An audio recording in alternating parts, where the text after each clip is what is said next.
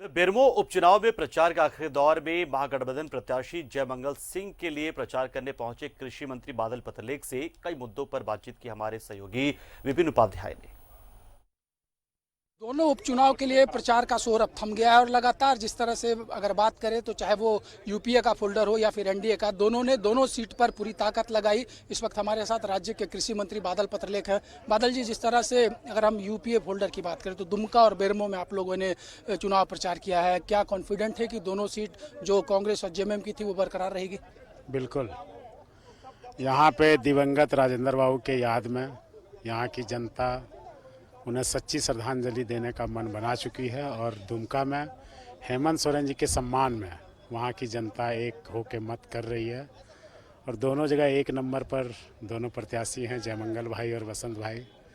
और चुनाव हमेशा चुनौती होता है, इसको हमने चुनौती के रूप में लिया है, लेकिन उम्मीद है कि 9 महीने में हेमंत सोरेन जिस तरह क्राइसिस मैनेजर के रूप में उभरे हैं, अन्य राज्यों के मुख्यमंत्री के तुलना में बेहतर काम किए हैं, लोगों के दिलों में, माइग्रेंट लेवल के दिलों में, गरीब आदमी के दिलों में जगह बनाए हैं, उसका फ़ायदा इस चुनाव में, दोनों बाई चुनाव में मिलेगा। और साथ ही बिहार में जो बदलाव की बयार आई है उससे भी यहाँ हमें फ़ायदा मिल रहा है, मिलता हुआ दिख रहा है। बादल जी, अब से कुछ देर पहले रांची में बीजेपी प्रदेश अध्यक्ष ने एक प्रेस कॉन्फ्रेंस में कहा है कि राज्य सरकार डर गई है भाजपा से, इसलिए उन पर राजद्रोह का मामला दर्ज कराया जा रहा है।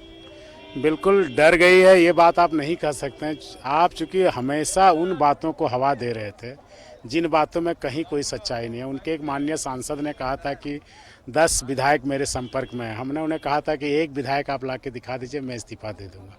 तो ये झूठी हवाबाजी चुनाव के समय मतदाताओं को दिग्भ्रमित करते हैं, तो आखिर दुमका के लोग कितना दिन बर्दाश्त करेंगे। ये बात भी बीजेपी अब लगातार कह रही है कि 3 महीने में मुख्यमंत्री का चेहरा बदल जाएगा और आपसी अंतरकलह से ये सरकार गिर जाएगी। उनका घमंड बिहार से उल्टी गिनती शुरू हो चुकी है, आप देखिएगा। और सिकंदर का भी घमंड यहाँ के चकनाचूर हुआ था। बीजेपी जिस घमंड में थी, जिन मौजों की सवारी कर रही थी, कृषि बिल लाने के बाद उनकी वो मौज, उनका नाव किनारा लगेगा या समुद्र में ही डूबेगा, वो आने वाला कल बताएगा। चलिए, कृषि मंत्री ने स्पष्ट तौर पर कहा है कि वो काफ़ी कॉन्फिडेंट है और जिस तरह से 9 महीने में राज्य की सरकार ने कामकाज किया है उसका सीधा फायदा इस बाई इलेक्शन में दुमका और बेरमो में यूपीओ को मिलने जा रहा है। सहयोगी उमेश के साथ विपिन उपाध्याय, न्यूज़ 11 बेरमो।